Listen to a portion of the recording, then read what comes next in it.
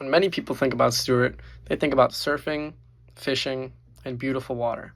But what many people don't realize is that the water all around us is in serious trouble. This is the Indian River Lagoon, one of the most biodiverse estuaries in North Florida. It stretches over 150 miles long along Florida's east coast and supports more than 4,000 species of plants and animals. But today, this ecosystem is rapidly declining. And it's mostly due to people like this.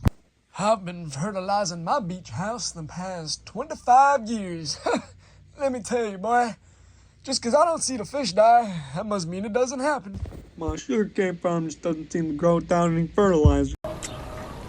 Over there at that creek, man, I found a couple of soaps on the arrowhead.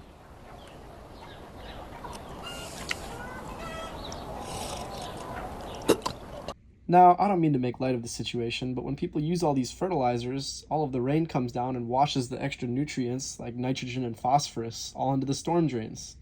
This runoff goes directly into the St. Lucie River and eventually into the lagoon. And these nutrients feed into massive algae blooms. Even in some parts, more than 50% of seagrass has disappeared in the past decade. Oh no, I don't want to die. Blech. But you don't have to take just my word for it. Let me slap you with some cold, hard statistics. The Indian River Lagoon generates about $28.3 billion in annual sales in East Coast communities, not to mention 128,000 jobs across 7 counties, and also affects things like fishing, boating, surfing, skimboarding, any sort of thing on the shoreline, and generates about $6.8 billion per year to the local economy. Not to mention, some of the richest houses in Florida are positioned along here, amassing over $23 billion in property values. And this doesn't even touch the impact on small businesses, especially charter fishermen, and this hits close to home as a fisherman myself.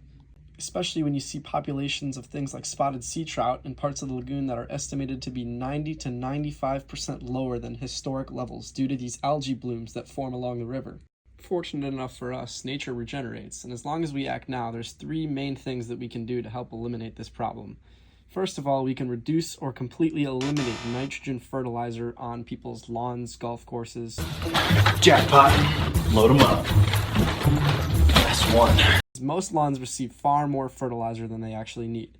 Now, for some people, this isn't a viable option. So secondly, we need to follow Florida's fertilizer blackout periods, where many people are already doing that in parts of Florida, where fertilizer use is restricted during rainy months to prevent runoff. Planting native, low-maintenance landscaping, maintaining septic systems, and keeping grass clippings and pet waste out of storm drains can all drastically help this issue. Now, for those of you nature lovers I love nature! that just want to go above and beyond, locals can help prevent harmful algae blooms by volunteering for restoration projects, planting mangroves, and building oyster reefs with different companies like Restore Our Shores, and participate in inshore cleanups. Wow! Let's go!